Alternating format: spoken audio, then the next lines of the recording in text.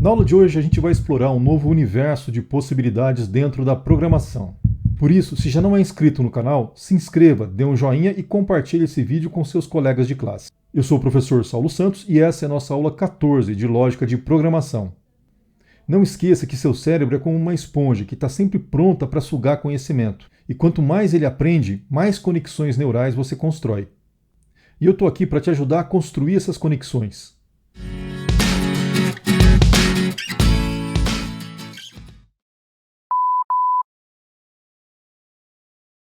O que são funções? Se eu tivesse que definir numa única frase, eu diria que são módulos ou caixas pretas que executam tarefas específicas e que são independentes do programa. Mas o melhor jeito de entender o que são funções é utilizando exemplos, e exemplos que a gente já utilizou em códigos anteriores. Veja só, quando a gente utiliza a função sqrt, que tem como objetivo extrair a raiz quadrada de um número, a gente está utilizando uma função, mas é uma função pré-definida na linguagem C. Vamos ver aqui um outro exemplo de função já existente na linguagem C.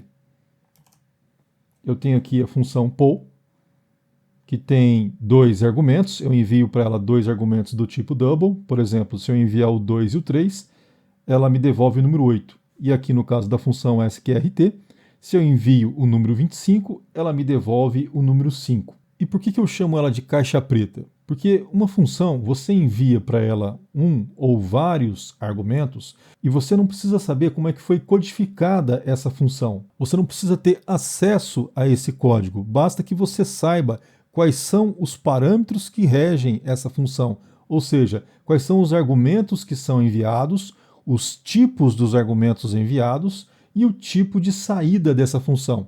Basta que você saiba como alimentar essa caixa preta e como é que essa caixa preta retorna para você um valor, se ela devolve algum retorno. Porque tem funções que não devolvem nada. Elas apenas recebem argumentos, mas não retornam nada. E para isso, vamos dar uma sequência aqui e olhar novamente para esse código que a gente já conhece, né? Eu tenho aqui a variável a, que ela recebe o retorno do número 25, que é enviado para a função sqrt. Então, nesse caso, a variável a passa a valer 5. E aqui eu tenho a variável b, que recebe o retorno da função poll, que recebe como argumentos o número 2 e o número 3. Né?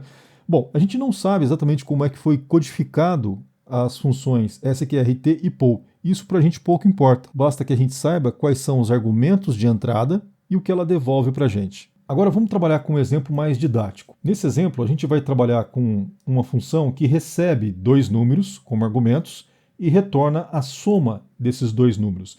Então a nossa função é esquematizada dessa maneira. Se eu envio para ela o número 10 e o número 11, ela vai fazer um cálculo e vai devolver para mim o número 21. Então, como eu posso construir uma função que faça isso? Vamos lá. Temos aqui a função int_main, e a gente percebe que ela é delimitada aqui pela abertura e pelo fechamento das chaves. E temos aqui a função int_soma. E quais são as características dessa função? Ela tem um início, um fim. Ela possui aqui dois parâmetros, que são parâmetros do tipo int. Essa função ela possui um nome, o nome dela é soma. E essa função possui um tipo. E como é que uma função trabalha? Vamos dar uma olhadinha aqui no código int_main. Eu tenho aqui declarado uma variável a, que essa variável a, ela recebe a função soma, e essa função soma tem dois argumentos, o 10 e o 11. E repara que essa codificação aqui é exatamente o mesmo tipo de codificação que a gente usou aqui na função poll. Eu tenho o nome da função poll e aqui eu tenho o nome da função soma. Na função poll eu envio dois argumentos, o 2 e o 3. Na função soma eu também envio dois, o 10 e o 11. Na função poll, o retorno dessa função, ou seja, o número 8, é guardado aqui na variável b.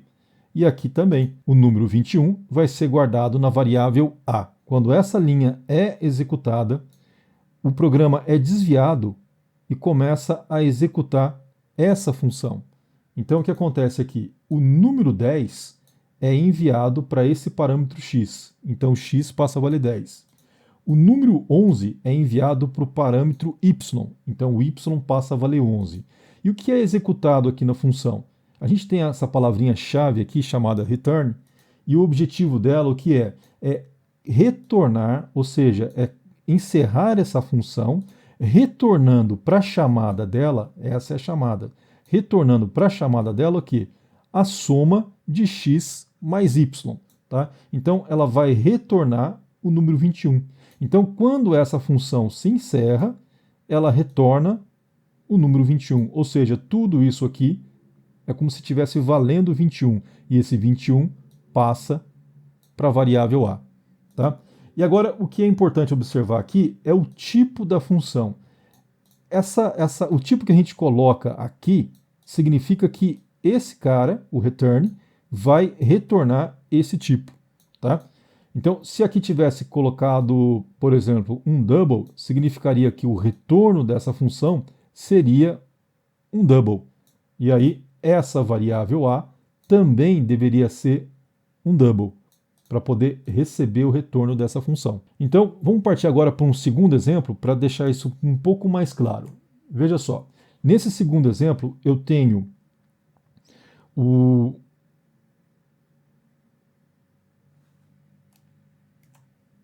E vamos partir agora para um segundo exemplo para ver se a gente consegue clarear um pouco mais essa ideia.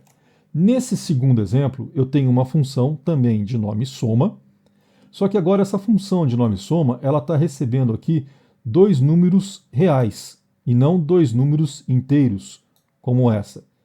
Essa função soma também vai ter como objetivo somar esses dois números reais e ela vai devolver a soma desses reais. E como é que vai ficar essa função?